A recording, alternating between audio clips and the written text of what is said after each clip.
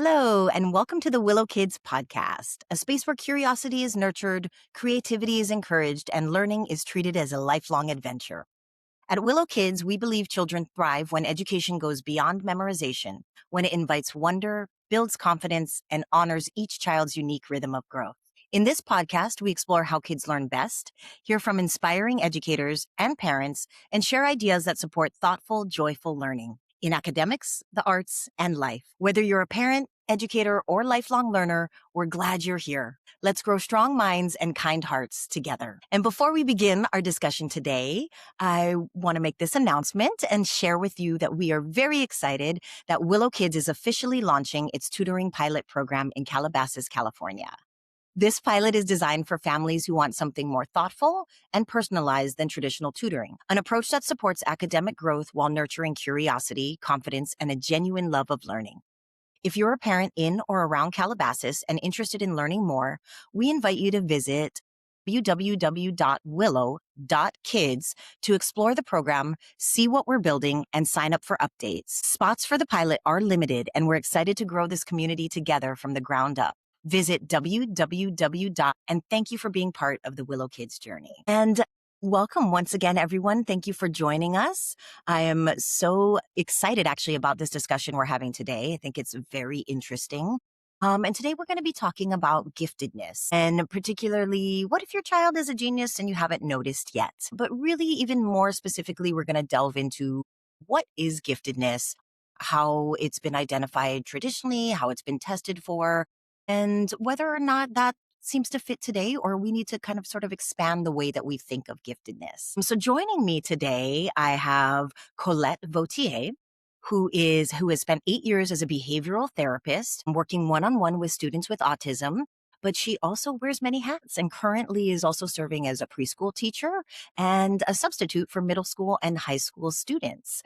So thank you so much, Colette, for joining us today and delving into this conversation with us. So as I mentioned, we'll be discussing giftedness, and giftedness is often misunderstood or overlooked because it doesn't always appear through your sort of traditional academic performance or standardized testing. Advanced thinking can show up in many different ways: cognitive patterns, brain responses, intrinsic motivation, and even cultural expressions. So, which means identification requires sort of a broader and deeper understanding. So to start off, a question for you, maybe you can get this discussion going, is we're going to be looking at so you can be thinking about why some highly intelligent children go unrecognized in traditional school systems, what neuroscience actually reveals about how advanced thinkers process information differently, and why intrinsic curiosity and self-driven learning are powerful signs actually of giftedness, and how parents can actually identify authentic potential early on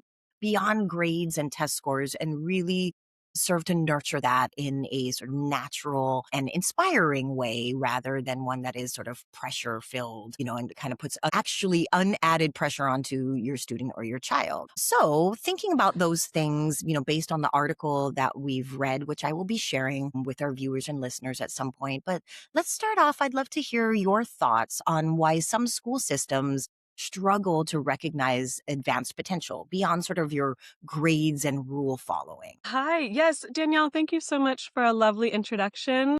And such a congratulations to Willow Kids for starting their program and getting off the ground. This is huge. Yeah, in my years of being in and out of these school systems, specifically working one-on-one with students who have been flagged or, they're noticed to have different behaviors than other students, right? Not your neurotypical behaviors, these kids on the autistic spectrum. And why that's not quite happening with some of the other neurotypical kids, why they're kind of sliding under in our fast-paced school system. So yeah, I'm seeing some of that in the middle schools and high schools when I'm substituting. And how can we, as educators and parents, myself, nurture these kids? So how do we help these school systems with the tests that they give to the kids not being always a sit down rote memorization test that I don't find to be the 100% indicator of giftedness? kids who get scared to take tests and completely lose all their information when they sit down. There's kids that need some extra time. Um, yeah, we're really trying as educators to try to push these boundaries, but I think there are quite a few limitations, and that really just boils down to teacher burnout as well. Yeah. Yeah, so what direction do you wanna go in now? No, absolutely. I think you hit on some key points. I think for me, two key things stand out there. One, you mentioned the rush through sort of nature of our education system and school system. We got to get to this, we got to get to this next, my criterion, or this is what we have to reach now, and we're on to this, and testing comes then. And I think that that is a space, a time, a reason, excuse me, that we lose a lot of students and we miss out on seeing a lot, because I think that learning is a journey that should not be rushed. And I think, unfortunately, the way that our system is designed, it is about quick get through onto the next thing, onto the next point. And we got to pass these kids. They've got to get the test. We've got to make these marks so that we can get funding and all of that. And so Yes. much is dependent on this that we lose. The student is not at the center of it anymore. And we are not taking the time to really get to know who these students are as learners. And we try to force them, as you also mentioned, into one box, a standardized test. And this is how we do it. And this is how we measure it. And not all students are going to do well with that. Yeah. So you're right. I think it's being able to have the time, and the teachers needing the support to be able to have that time and to broaden the offerings and the ways that they are teaching so that it is just not one standardized way. So I think those are two key points. It's really that time. And then we're trying to fit all these different shaped pegs that come in different ways into one Yes. size. One Yes. size only. So thinking about that, then, why is it that some bright children seem to blend into the classroom, do you think, instead of standing out? Peer pressure is one of the things. Social anxiety is another thing. I think a lot of our students in today's generation of having social media, that's not something that we addressed the other day when we spoke, but social media is one of those things that adds that added peer pressure to our students. And maybe they are able to express themselves at home very loud and bubbly, but then when they get to school, they know that they need to be quiet and tame. So as a teacher, you think, okay, the kids that are sitting down quietly, let's just give them their work, and maybe they can help another student who's having some trouble. And they just kind of go softly with the group because of the large classes that we have here. And because as someone who works with people on the spectrum, there's other large behaviors sometimes in the classroom, very disruptive behaviors. And I'm thinking specifically of some of my students who are trying to communicate and use those behaviors to, communicate the wrong thing. And that's why they need therapy to help with that independence. Maybe some of the other students are just tired, right? And it's boring. Nobody wants to learn about the War of 1812 again or the systems of biology because they're truly interested in CAD, and they want to do online designing and they want to spend 5 hours doing online designing, but that's not our school system. That's not how the public schools really work. So that's why I do think some of these bright children blend in as they get bored, they get tired. And we as educators think there's so much going on that it just falls under. And it's something as educators we need to take accountability for, right? Communicate with parents that, hey, your student was sleeping today in class, things like that. And it's a lot of communication with parents and educators and just the school system in general to try to support these kids. I know IEPs are huge with a lot of kids, and that's normally focused on students who are falling behind. And it's not necessarily tailored to those who are gifted, where it's like, oh, maybe the student should, maybe they want to go to 3 physics classes in one day. Right. I I think don't you're know. Yeah. absolutely right. I think, we talked about how those behaviors sometimes in the classroom really can be very loud and take Yes. over, right, and take over. So that is what teachers then are having to tackle and wrestle, because if they don't address that, then there is no teaching happening and all of that. And that's where the burnout comes in if they don't have the support for Yes. that, Yes. or that aid for those students that require that. But then you're right, there are those that are going to get quiet. And I think a key thing you said is that self kind of academic comparison pressure.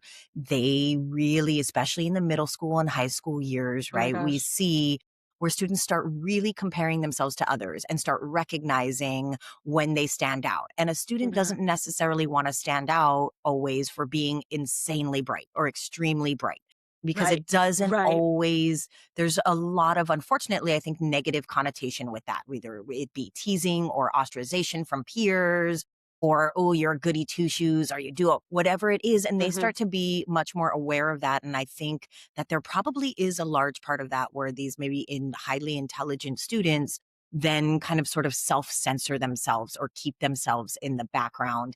And it's easy for them to do, because if they're doing well on their work and they get the grades and they do the tests and they're not behavior issues, then the teacher tends to just not worry You're about them. fine. You're fine, you're going. I'm Yep. not going to put any extra like effort or attention or thought, because you got this, you're good, you're great, Yeah, and you're because it makes the going. teacher's job easier when the student sits down and does their work and actually understands how the teacher is teaching, because that's another thing I think as educators we need to step back and maybe we need to throw a ball around our classroom, get a little physical activity into our classroom. Maybe we need to take a walk outside in our classroom, and maybe I'm thinking more like elementary school kids, because high school, because they're like, I'm too cool for this, I'm too cool for this.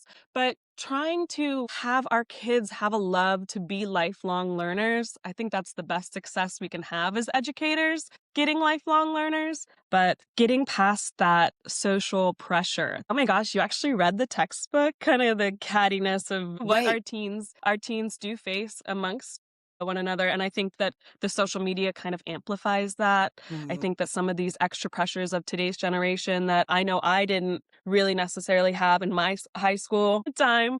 Mhm. Right. So, yeah, parents have a harder battle these days trying to just get their kids motivated. And with all the options that we have available for our kids, to think that we are providing the best for them, right? And because we don't want our kids to blend in. We want our kids to stand out. That's one of the prides that we have for them is, oh my gosh, my child always gets A's on their spelling tests, and oh wow, my kid is the best soccer player, right? So yeah, how can we encourage these kids? You're not being cocky by studying and focusing and learning how to write a paper and a persuasive essay and learning how to, what happened in the War of 1812. I don't know why that's on my brain right now. But, But you, maybe learn from history and try to change some of the past. absolutely. And I think, again, that I think for me, that comes down to the teachers being allowed that time and space to figure out who students are as learners. And again, I always come back to it because it is my area of expertise and wheelhouse. I've spent my time in the early childhood classroom, as you and I have discussed. And I feel that there are so many great things that happen in the early childhood classroom, in a high quality early childhood classroom and program, that are such a wonderful approach to education and working with learners anyway, that I don't understand why it goes away once sort of Mm, students enter into sort of your K through 12 mm, grade levels. In the early childhood world, we talk about how important it is we spend the first month or even month and a half observing, well, a large part observing our students, letting us know where they're at, finding out what skills they have, each of them and each individual, and then aiming to design our curriculum based on that. Like, we use observations to inform our curriculum, what we're going to teach, maybe how we're going to teach. If we know we have this student that really needs some reinforcement on their number skills, but then we have this one that doesn't, then we're going to make sure that we have different materials out that can reach both those, the one that needs extra added building of those skills and maybe the one yeah, that doesn't. And it's easy. So that thing we're going to put out is a little bit harder and a little bit trickier. It's going to be on a different level.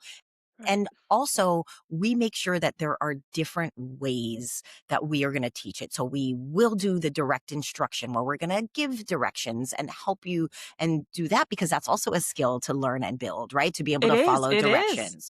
Yeah, That's waiting in a one. line is a huge skill to learn. Taking turns is Absolutely. a huge skill to learn. It just kind of reminds me, like, when you take away recess from kids, you take away a huge opportunity to learn. The playground is a place to learn, really. Absolutely. And that shouldn't be taken away from older children, because even more so the social component becomes big, and maybe It does. that's how you work to, sort of battle, right? The comparison, the negative, oh, she does this, the ostracization, and really work to build more community within the classroom.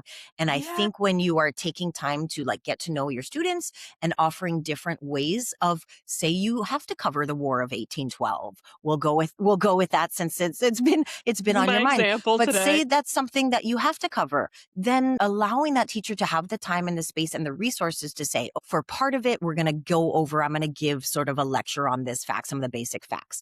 But then we have a group that can approach it by, hey, let's take an artistic view of this. If you had to do an illustration of such and such of the battle of the do this, then there's a group that does that. For those of you that are super interested in the facts and the finding, you're going to create us a fact sheet, a presentation of where, there are ways to break up a project and have it be presented in multiple ways, which I Yes. think all teachers should do, because as we learn in from our article we read and the studying of brains, like everybody's brain is different and Mm, everybody can learn in different ways. And if you can encompass and have multiple ways of learning, it's not going to be harmful to anyone. no. It's not going to be it's not going to be harmful to the auditory learner to have hands-on opportunity to actually do Right. it. And it's not Right. going to be harmful to the hands-on learner to have to practice the auditory skills and gain that and have that as a mode. So I really think we need to get away from this. There's this one way, and we Mm. need to broaden it in general in terms of our education, in terms of learning, in terms of how we view children and students. I think we really just need to open up and broaden our perspective and our view of I that. love And hearing this. Yeah, I love that. great. Well, I'm so glad you're in agreement. And, going along those lines, then let me take it to the next question is, then why can traditional tests sometimes miss the full depth of a child's intelligence, even if parents are noticing at home advanced thinking or reasoning? Right. Yeah, I think we kind of touched on those traditional tests just don't encompass the full scape of what intelligence is, what giftedness and what children what they have to offer, what this intelligence means. You can memorize information and quickly write it down on a piece of paper, but then do you really keep on to that memorization? Or does it kind of go to the side and you have to memorize the next set of textbooks questions and wrote write down your quick ABCD from your test, right? Right. Sorry. I think I put too many hands in there. Or I saw a turn on hand reactions kind of thing come up on my side. Am I still here with you? There you are. Oh, lovely. You're back. My iPad said I was using too many hand signals. Okay. Oh, no. That's fine. That's fine. It's trying to limit Um, you. I I think that in the past we've been so interested in just percentages, A's and B's, right? That's what our funding relies on. That's what teachers want. They want the GPAs to be high up in the right. So we haven't created the tests in order to understand that it's not just a linear scale, but more of like an amoeba on a scale, right? Some people have strengths in different areas, and that I don't think should be undermined. Yeah. Absolutely. I think when we spoke, I had mentioned to you that in reading this, it made me think of Howard Gardner's theory of multiple intelligences, which came about in the 80s in 1983. And it was, that was the kind of the first time that someone presented a restructuring of how we define intelligence, and he said exactly that we have different strengths, that people have different strengths. And he kind of categorized them into like 8 different categories, and then a bonus one, 9, that people can have different abilities in different levels of ability, and from linguistic to logical and mathematical to visual and spatial, bodily, even, and movement and ability to move our bodies. I mean, you have people who are brilliant at dance and movement, right? Musical, obviously, and like interpersonal and intrapersonal skills, and even their bonus categories like existentially, like someone who is able really to kind of process those kind of deeper questions and really think about those things. So there's all different ways that we can have intelligences, and Gardner also attests that we all people have these intelligences. It's just that there are unique combinations, that we each have them sort of in Yeah. unique combinations.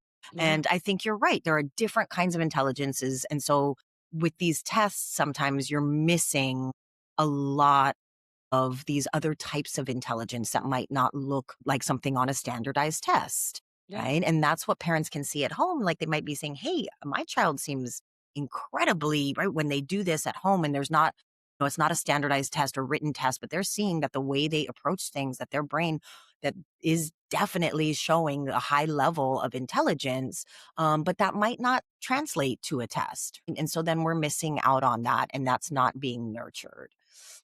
Mm. So absolutely. And along that, I'm going to go ahead and share my screen as well to the article that I mentioned that we would be referring to as we think about this next question of, are we defining giftedness too narrowly, right? When we focus mainly just on IQ scores, which I think we definitely talked about. This was a systematic review again of experiments and studies that were done on testing highly gifted children in control groups. And so this was sort of a review of their finding. So here we see in this highlighted portion, they mentioned that while traditional views linked giftedness closely with high IQ scores, contemporary theories understand it's a multifaceted phenomenon, right? Influenced by both cognitive and non-cognitive factors. So there's Renzulli's 3-ring conception of intelligence, which suggests that giftedness arises from the interaction of above average ability, creativity, and task commitment. So it's a combination of those 3 things. Then Mm. there's Gagne's differentiated model of giftedness and talent in 2004, which distinguishes between innate natural abilities or gifts and systematically developed skills, right? That's another argument, talents, right? Emphasizing the influence of environmental then and personal factors in transforming gifts into talents, right? And I think this is a lot where parents that's what they if they see it, well, I want to nurture that. I want to, maybe turn this gift or this talent, into something more. Mm.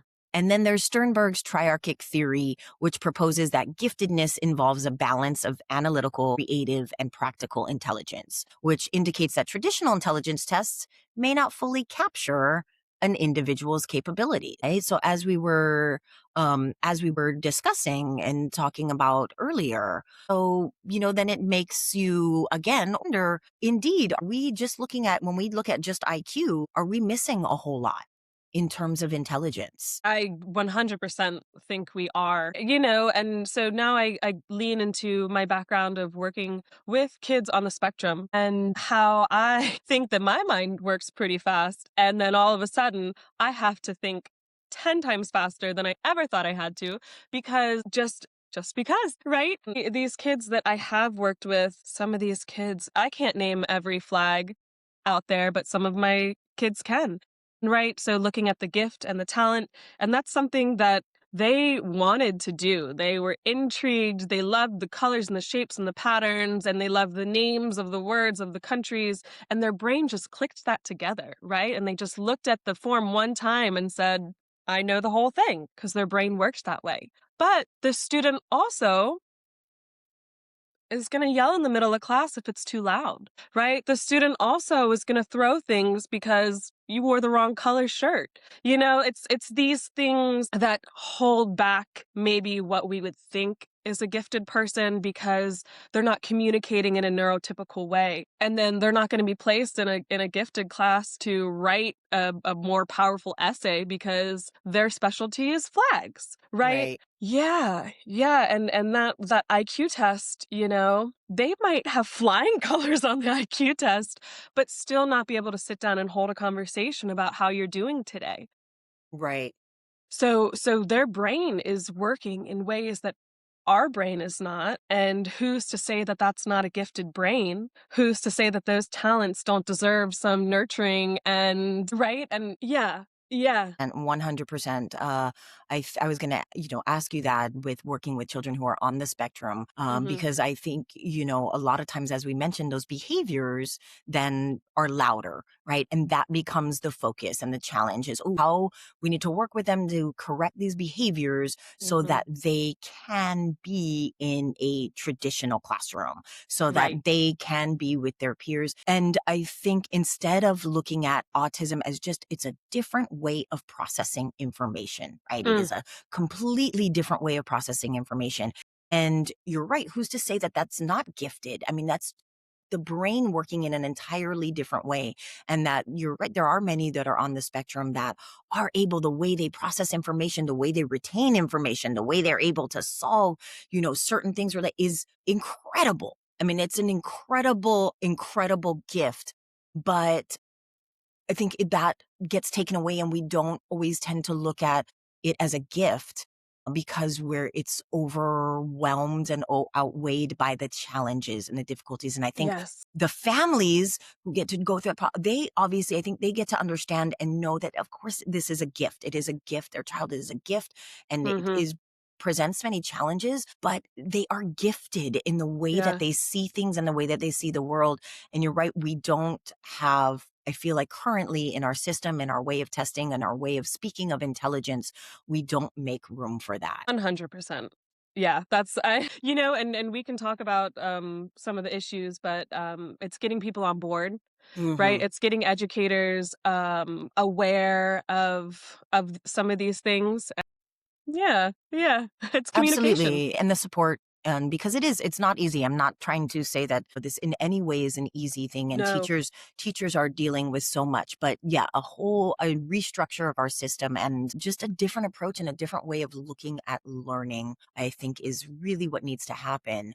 And that kind of actually goes real nicely into this next set of questions because sometimes giftedness doesn't look like high grades, Right, right? It right. doesn't. You might have a student who's not getting really, really great grades, but they actually are incredibly gifted, because sometimes it looks like deep curiosity, which is obviously that's your brain hungry for something and it wants it and it wants that Mhm. information. So, what might it mean when a child is deeply curious and self motivated, even without pressure or rewards or reminders? Right. That's every parent's dream, right? To Right. see your kid reading a book and intrigued with the topic and asking questions and saying, Mommy, take me to the airplane museum. I want to know how aviation works. Mommy, take me to the library for more books on pandas. You know? Right. Right? Kids are curious by nature. And I think that's some of the beauty of loving that, 2.5 to 5-year-old age range is because the curiosity, it has no limits, right? They're not nervous of their peers' pressure. They're not nervous of whether their parents will let them do it or not. They're just gonna do it. They love pandas because they love pandas and they want to be a panda for Halloween and they want to get all the panda things for Christmas. And let's plan a trip to China, right? Right. And how do you try to nurture your children's interests without it being too overwhelming for you as a parent, but also knowing that they are naturally curious about something and their brain is hungry for more information, right?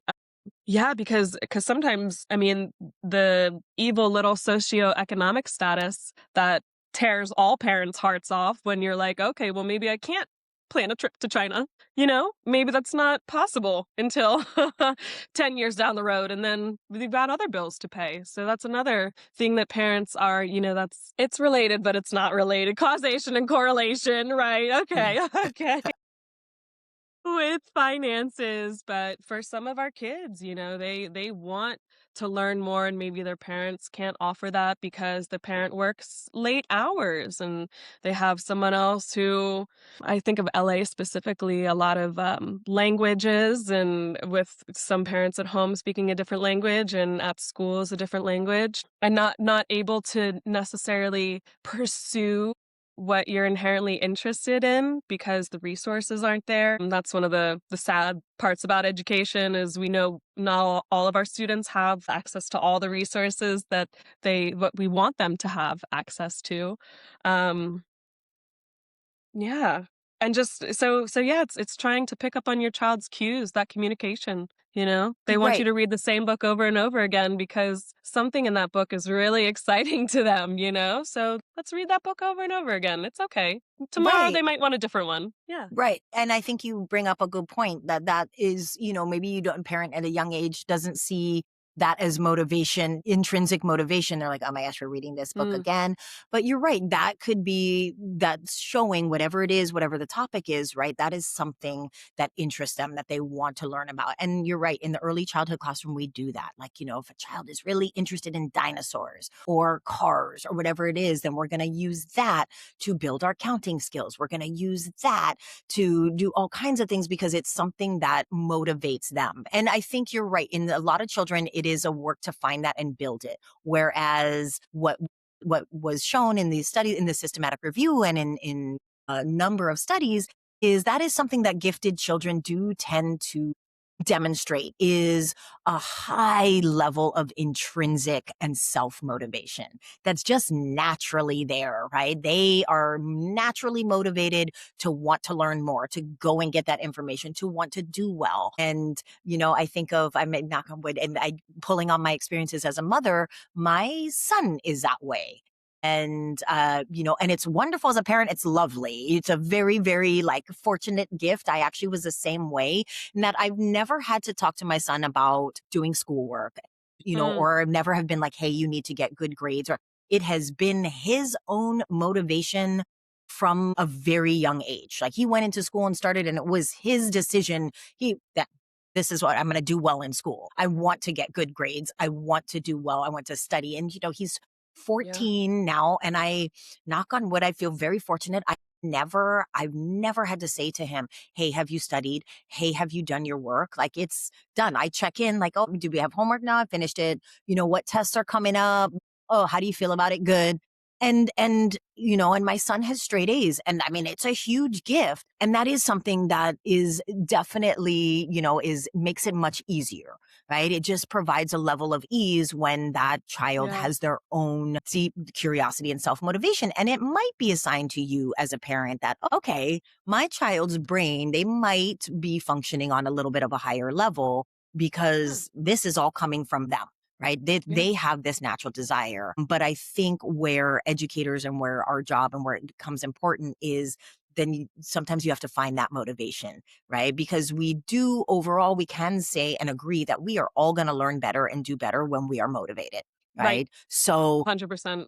with gifted children, you sort of maybe have an ease because they are self-motivated. So maybe you don't have to work as hard to push or find that motivation because they are just motivated. There's something in their brain, the way Yeah. it's wired, that they're motivated. Get me information, give it to me. I want it, right? Yeah. Whatever it is, and they're going to go get it. And in others, it's not. It's not maybe so naturally wired, but it doesn't mean that your child is not going to ever be motivated to learn. But you are going to have to work and put in that effort, or educators might have to put in more effort, and the school system has to put in more effort into how we approach education so that we can find motivation for those children that don't intrinsically have it.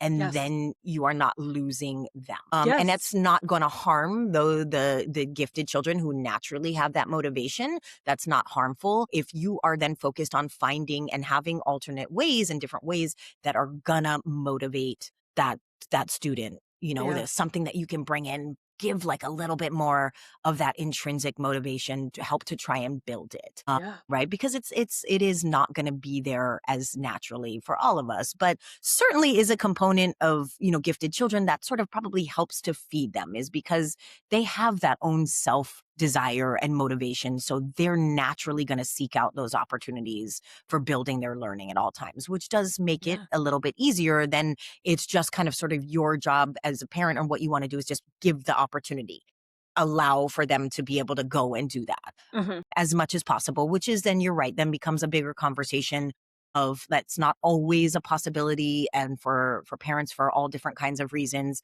And so, hopefully then it does tend to come to maybe fall on the school and the school Yeah. system, Yeah, the school right? system. Yeah, absolutely. Absolutely. And then, so along those lines, continuing and looking with the student, and we both have experience working with all the different kinds of students and learners. Why do you think that some children actually do grasp ideas quickly and are able to shift attention smoothly, solve problems with Mm. unusual accuracy for their age? Wow. That always amazes me, right? When you're speaking with a 3-year-old and they can tell you about their weekend with such detail and clarity, and you are just like, what? And then they ask you about your weekend, and you're like, what kind of reciprocal conversation skills? Wow. It's amazing every time that you're able to interact with a student that just kind of has a little bit extra in the way that they present their conversation. You can, yeah, you can kinda tell that. So, I don't know, besides the excitement of communicating with them, how can we hone in on that, right? Right, right, exactly. Again, observing, and you do it again. I feel that often I sound like a broken record, but it comes back to that early, like you notice it early in the early childhood years. Who can just tell in the way oh, this child's obviously processing things a lot more advanced than typically we see at this age, and Mhm. whether it's vocabulary or detail remembering. And I think it is definitely, again, our brains are wired differently. So it is clearly showing, as again, they show in this study, in the systematic review, that gifted children, excuse me, generally do outperform their peers, right? In Mhm. cognitive domains, verbal Right. working memory. They're able to memorize and remember things with a lot more accuracy and detail. The amount also generally is very impressive. They tend to outperform also in inhibition, which I think is also key. They're not, oh, Yes. what if I can't do it? Or, oh, I don't know, I don't want to do it. Try it because I might not be able to. Whereas Mhm. gifted children tend to not have that as more. They tend to be more open to trying new things. They're kind of hungry for that. Ooh, is it a challenge? It's something different. Give it to me. Right. So Yeah. they're even the way they are, their spatial reasoning, geometric problem solving, and that attention switching and information processing tends to happen much quicker, tends to happen at a higher level. Accuracy and reaction time kind of trade-off, they tend to outperform their peers, Mhm. in just the way that their brain lights up, and the way when you feed them problems, they've been able to measure their brain activity and see that it is heightened in children who are gifted, over sort of your controls or maybe average, neurotypical functioning brain. So there literally are, it literally is wiring in our Mhm. brain and Mm. functioning that really the gifted children show difference in. That kind of does lead them, I think, to be able to take in the information quicker, to be able to process it quicker, and to be able to really hold on to it and transfer it quicker. Whereas other children, it's not that it's not possible for them to do, but it maybe happens at a slower rate. It maybe happens, it maybe takes more repetition, rather than seeing it one time and having it down. It might take more repetition. And again, different modes of teaching, more reinforced teaching than a gifted child, because their brain is just wired differently and they're going to be processing things faster. Yeah, you're right. It is. It is. There's just a tiny little difference in how they process information. And it's not to say that someone who can't process information as quickly at that same age can't do it as quickly at an older age, but it really will take a little bit more training, a little bit more practice of sounding out the words and always repeating the multiplication facts, right? To make sure that they can achieve that synapses in their brain as fast as someone who was maybe a little bit more intrinsically motivated to know 5 times 5, 10 times 10. Some people think that that's very important and they wanna know it, and some people are like, I don't think it's useful at all, so I don't think I need to know it." You know? And that Right. that could be a little bit of it too, some of our kids. Yeah. Yeah, absolutely. So thinking about that, if we see differences in how children think, which is what we've, been talking about, do Yes. we also see differences? I think we kind of touched on this, but in how their brain works. This is that neuroscience question, huh?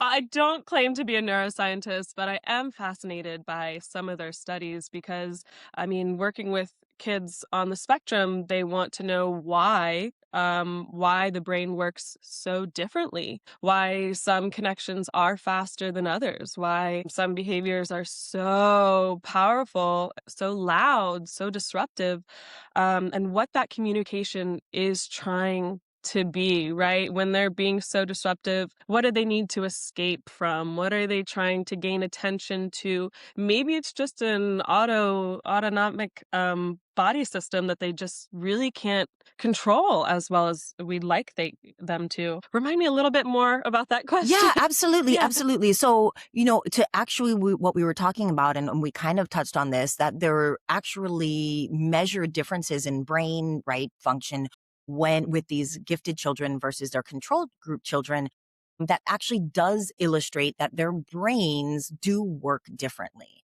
Right. So I'll bring up the article again as we I'm looking kind at my of, article. yeah, perfect. I'll share it on screen for our viewers as well Thank you. to show that to talk about what the research shows about how the brains of advanced learners respond during complex or effortful thinking tasks. So I'll pull up this article and then I'll go over and explain so for our listeners and our what some of these terms mean because I myself also not being a neuroscientist had to do some research as well to figure just a little bit to figure out what exactly they were talking about and to have a greater understanding. Thank you. So, yeah, absolutely. So, in particular, we're looking at how the EEG and ERPs of gifted children differ from their control group. Now, EEG is simply just a test that maps brain waves, right? And shows how the brain is working during activity. So, it records the electrical activity of the brain. Probably seen illustration when they put those nodes on the brain to measure brain waves as well. So, Mhm. that's all that an EEG is.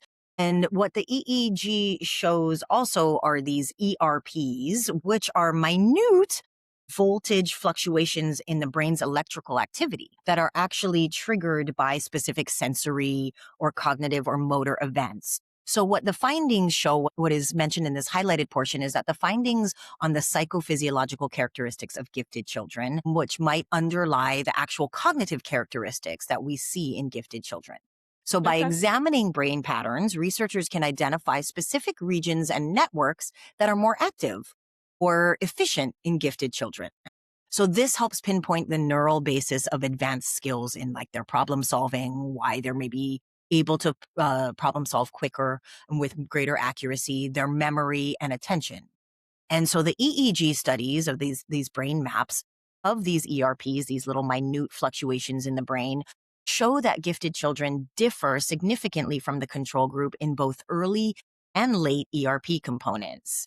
And this is where it gets a little bit jargony and deep into the neuroscience of it. But the earliest component of the ERP reflects the earliest stages of information processing and amplitude of the parietal P1 in response to a stimulus when solving geometric problems was increased in gifted children, older adolescent boys in particular, which is very interesting. So their brain waves, these fluctuations in their brains were heightened and much more heightened in solving specifically, right, these geometric problems than sort of the control group peers. So the authors explain this effect by early analytical activation and more focused attention related to the stimuli in gifted in comparison with controlled children. Mhm. So overall, in summary, just showing and illustrating that yes, indeed, the brain actually does function differently and works differently, slightly differently in these gifted children than sort of your average, the way your brain works, which is fascinating to me and, makes so much sense because we all are so different. And you see that all the time in talking with the people. You can read the same thing, you can experience the same thing, and two people are going to take in very different things from it because of the way their brain works, what they focus on, what they find out. And so absolutely, in overall, and these findings, what they have found is yes, the children who are gifted tend to show that their brain does show slightly different functioning in certain areas than your average children. They just have different capacities. And, I think we all know that our brain is incredible and we don't use our brain Right. to its full, none of it really to its fullest capacity. And like some of us just, for whatever reason, are able to use more of it, Right. in a different way than others of us. And it literally is different wiring in the brains, just like in all different, we are so different in so many ways. And so, moving along these lines with parents, who are dealing with children who are all different, have different personalities, different attributes, different traits. And we've come to know that not only does nature play a part in who we are Had and the nature versus development. nurture in my brain. Parents know that term and are curious about that. Yeah. Absolutely. Nurture plays a huge role. And especially we even talked about in some of these gifts could be talents. And then how do we nurture that into be greater gifts if we see those? If parents are wondering about their child, how can parents gently recognize signs that their child may be thinking in more advanced or unique ways for their age? Again, going back to working with kids with autism, we're able to recognize that some students, some kids communicate differently as young as 1.5, 2, and then by the time they're 3, they could get a diagnosis. So parents are definitely onto something when they think, oh, my kid might be a little smarter in this area, or oh, might really understand something in that area. Parents have that intuitive nature to know that their child has interest in certain areas. So how can we gently just say, you know what?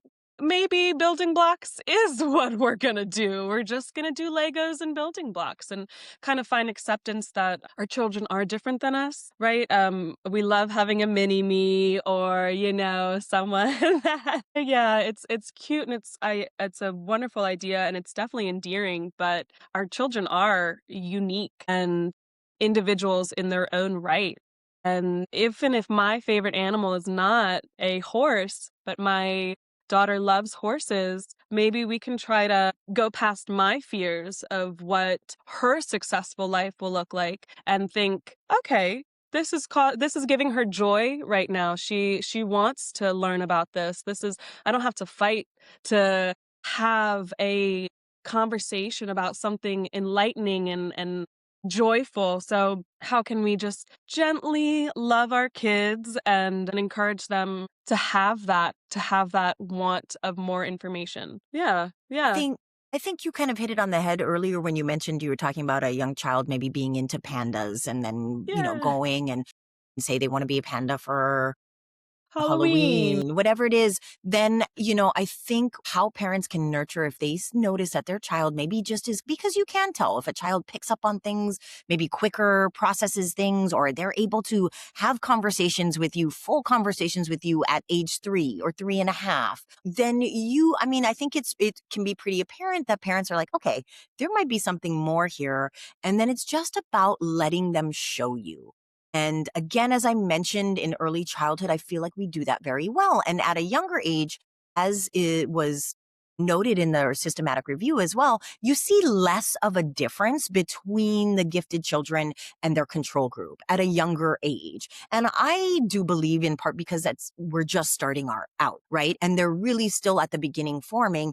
And then from there is when we really start to get into nurture, right? They're Mm. showing us kind of, and then we really can nurture it. So I think it is very key to just let your children show you who they are. And they will Yeah. show you how they like to learn by the way that they approach playing with blocks, or the way they interact with certain materials. If you see that you notice your child likes to organize and from a young age and they start putting Yeah. their animals into like categories or they're grouping them or anything like that, those are all signs. That's your child showing you the way their brain is working. Yeah. And I think then as a parent, what our job is to then let them show who they are and their interests and then nurture that by providing opportunities. Yeah. And as I like to say, and I like to call them invitations to explore. Here, let me give you the Beautiful. opportunity and, and fostering and allowing them to have that so that they can feed that natural curiosity, that Yeah. natural interest in something. And that is, I think, the best way. And you're letting them tell you and lead the way. So they're going to be motivated, right? And there you're building that motivation. And, I think that our job and should be as educators that again, I think tends to go away is that we should show our children how to learn, not what to learn. So if they are Mm. curious about this and they want to, our job is to then show them how they can learn. We can go to the zoo. We can get books. We can look on the computer. And I know a lot of times screens but I do, as you and I talked about, a little bit of that starting, at the preschool years, I think it's a part of their world. It's a It's their tool. future, it really is. I mean, I am not one to want to put a screen in front of my 2.5-year-old, but I know that the screens are not disappearing, right? Right. That it's she needs to learn more than I do. And she'll find her own things that she likes about screens and things that technology gets her frustrated, and maybe she'll be someone to fix those problems, Right.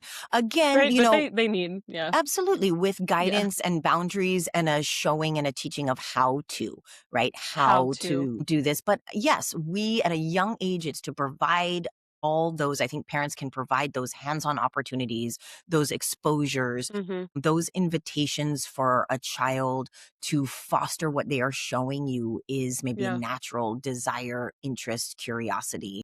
And I think that it is pretty apparent, like, as a parent, like when you introduce these things, the way your child takes in information, the way your child is able to, whether they hold on to it and retain it, whether they're able to transfer it to new situations, those kinds of things are going to give you insight into your child. And if they are doing that at a young age where you can kind of know, oh, this is pretty advanced for me to be able to have a full Yeah. conversation with my 3.5-year-old, like a Yeah. full conversational exchange and in-depth understanding. Parent can go, okay, their brain is definitely functioning maybe on a little bit of a different level. Let me feed this. How can I feed this in a gentle way without pushing it? Really is going with their natural curiosity and Mhm. wonder, because as you said, it is very natural and we don't have to push it. No. We don't No. have to push it. We just have No. to foster it. We just have to foster it. Yeah. So moving on to the next question then, are there trusted evaluations that you think of or assessments then that maybe can help parents better understand their child's potential? Say if they don't maybe necessarily recognize it, it's not familiar, they're new, they don't really have like we have the benefit of having worked with a variety of children, a lot of children, having seen Yes. a lot of children. So it's very easy for me to interact with a child and within moments know if this child if this child is advanced for their age. I mean, it Yeah. takes me moments because I've spent so much time with children and I've studied developmental, state ages and stages and milestones. And I have all of that background. So it is very easy, but it might not be easily recognizable for a parent. So can you share maybe with our listeners or viewers, are there any trusted evaluations or assessments that can help parents better understand their child's potential beyond just our regular standardized classroom testing? I don't think standardized classroom testing will disappear. I think that we have, kind of put it as a little crutch. We use it for funding for schools. We use it for showing that a teacher really did teach this year, what they started at and where they're at now at the end of the year.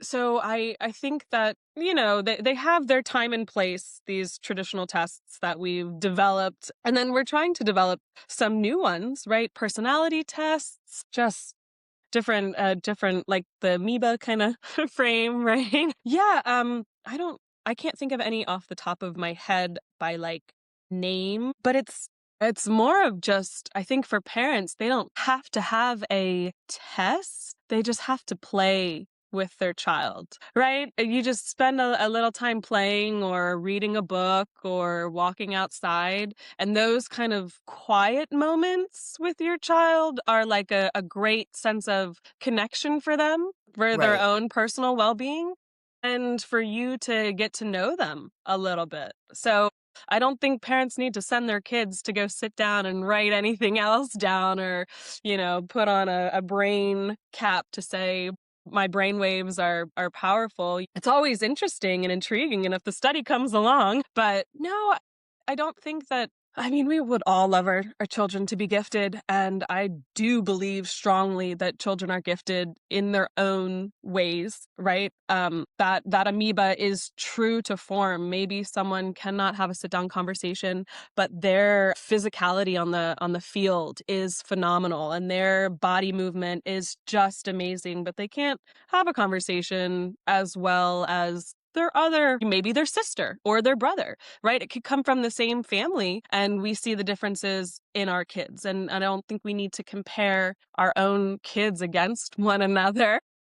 That just creates such an anxiety and just not the best cohesion for children to grow with their cohort, right? These are the people that are going to be the doctors and the lawyers and the mechanics and our future people that we need to come to rely on. So how do we give them a little bit of a softness in their education, but create those boundaries to help them thrive, right? A lot of our communication with our kids. What's that study? They did it in, I think, London. It was two different plants, a control group, and one plant they had everyone speak negatively to, and the other plant they had Right. everyone speak positively to. And it just the difference in like a plant and how it grew from the control, from people speaking negatively and positively, and taking a step back and thinking maybe my child's behaviors aren't bad. I don't have a bad kid. Just I need to think of a different way to help them communicate, you know? Right. So yeah, Absolutely. evaluations and assessments beyond the classroom are really just parents trying to communicate with their kids a little bit. And when our kids spend so much time with teachers instead of at home, right? A lot of our kids spend a majority of their education time with teachers. It's sitting down and getting to know these teachers, saying, hey, I know that my child loves XYZ at home. Are they doing any of that in the classroom? Right. Yeah, Yeah. absolutely. I think it comes back down again to that teachers need time, right? Time to get to know who their students are as learners and Yeah. to be able to really, adjust their curriculum and incorporate a different component so that they are reaching different types of learners. But to Yeah. refer to our study that we did, and in case our listeners or viewers are interested, Yes. currently, part of what the conclusions they came to was certainly we need to maybe broaden the type of tests that we do use for Yes. identifying gifted children, and that the tests that currently exist may potentially eliminate a lot of children who are gifted and aren't necessarily covering all areas of giftedness. But there are assessments for parents who may be interested. There are assessments that they spoke of that do exist. And the three that are kind of the most popular, the one that probably a lot of parents maybe have heard of, or a lot of us have heard of, that is used in some version or another most commonly is the Wechsler Intelligence Test, scale test, which is kind of your gold standard IQ test for children ages 6 through 16. Right. And it involves, it's a test that evaluates cognitive abilities, intellectual disabilities, and giftedness. And it measures sort of functioning in five key cognitive domains. So that is kind of currently the most common test that is being used. But then secondly, a very common test that's being used is called the Raven's Matrices test, which you and I Yeah. talked Yeah. about that we weren't familiar with, but it is a visual spatial assessment. And Yeah. it's actually nonverbal. And what they are finding is that this is a good one to use with children either who find it difficult to communicate. Maybe communication is not as strong a skill, or English is not they're non-native English speakers, so it's not an English test. But also in the United States, we've been using it a lot with children from different ethnic and cultural backgrounds, because a lot of the standardized tests, right, we've come to learn, have cultural biases in them. Yes. So they're not necessarily accurate measures. So there is this Raven's matrices test, which has become the second most popular assessment to demonstrate an advantage in nonverbal skills, which Right. I think is very key and important as well. And then the Yes. third common test that is popular, which again, probably most of us have heard of, is the Stanford Binet test as well, which again measures 5 key cognitive factors, and it does both verbal and nonverbal, a series of both verbal and nonverbal subtests to encompass those. So there is testing that is available beyond your classroom testing for families who may be interested, but also what really this review came to conclude is that there's a lot of room for bettering sort of both our definition of giftedness and the way we measure it. Because it does exist a lot of bias, and there's still a lot that is not necessarily encompassed in these tests, but they are out there and they do exist currently as additional ways for those, because there are those parents and there are those families that would want that, and that would be beneficial and helping to guide obviously their educational journey Yeah. as well. So with that in mind, then once parents, and I think we have touched on this, and maybe you can just do a nice like a summary for us, but is Yeah. once parents discover strong potential in their children, then how can they nurture it in a healthy way without creating pressure or unrealistic expectations? That is so beautiful. Because as parents, I find pressure on myself sometimes thinking, am I doing enough? Did I provide enough? Are the options that I think reasonable, the boundaries that I created, are those going to provide the most success for my child in the future? I think that being aware of the pressure we put on ourselves as parents is impactful, because then we know that we are putting that pressure on our children as well. And to just know, well, maybe for me, the purpose of life is joy and love, right? I I'm with you. happiness and community, that's what I think the purpose of going through school and meeting new people, and why I want to be an educator, is because I want the children that I to teach and the families that I interact with to leave with a positive feeling. Right? I want them to think, "Oh, you know what? We got through something hard together and came out successful on the other side," right? And maybe a little bit for parents to understand that our children don't put gifted on a resume, right? And that as much as we are trying to hone this information before they turn 18 and then it stops, right? I think as parents, we need to know that our children are curious, our children are brave and strong and courageous. And if we can support them in what they're interested in, then we're going to find a happier dinner table when we sit down to eat, right? Because they're bringing their joy to the table, they're bringing their excitement to their life, and they think, you know what? I love aviation. I'm going to become a pilot. And then you know that their giftedness will transfer past 18. That sense of motivation, that bit, they'll go through college and be successful and they're going to have their career. And that's what we as parents are worried about. Are they going to provide for themselves? Are they going to, find a family or things like that? Those are our fears. I would, I would assume other parents have some of those fears too. But yeah, yeah, Yes, I am in 100% agreement. Ultimately, I think we all hope for our children to just be good people. That's my yeah, goal, for my yeah, son to be a good person and to, have armed him with the ability to make good choices as best as yeah. possible. But I think, yes, as parents, we tend to, with the best of intentions, want to curate the journey of our child. Like, oh, okay, we want them to go this, we want to give them the best school opportunities, all of those I things. did this, you should do this. Yeah, Absolutely. But I yeah. think the biggest thing to remember is this is a journey. Life is a journey. We know that there are ups and downs and there are all kinds of discoveries. And so, as much as possible, not to sound cliche or to I don't know, foo-foo, for lack of better words, but Right. we hear the importance all the time of being, right? Just being in the moment. And I think that that is one of the best things that parents can do is just be on the journey with your child in discovering who they are. It is a journey, and you don't know. They're going to have some components that are you, but they also are their own people, and they're going to have some components that aren't you. For me as a parent, I think those are some of the most fun discoveries. It's like, oh my gosh, who are you? Who are you going to be?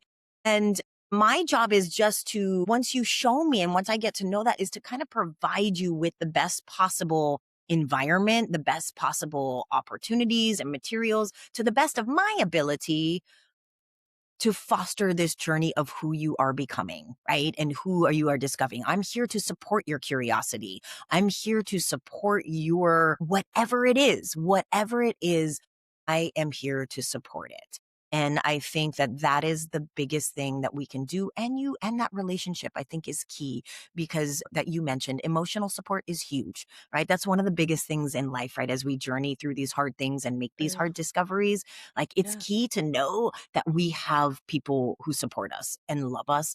And that makes all the difference in the world. And when we get knocked down, which we will, Failure is a part of learning, and I and a definitely think great that part of we it, gotta lean into that. Yeah. right? Yeah, yeah, and knowing that your parents will support you when you do fail. That is Exactly. huge. Yeah. Creates confidence beyond measure.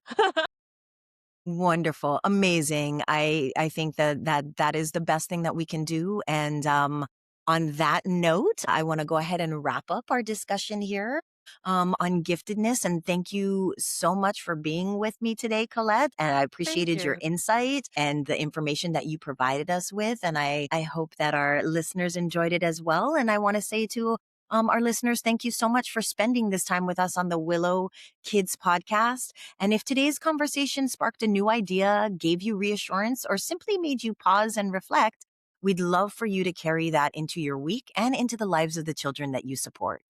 You can learn more about Willow Kids, upcoming programs, and our growing community by visiting us online. And if you enjoyed this episode, please consider subscribing or sharing it with someone who cares deeply about education and childhood growth. And until next time, keep nurturing curiosity, keep asking thoughtful questions, and remember, strong roots grows lifelong learners. Thank you so much, Colette. Thank you so much, Danielle. Take care.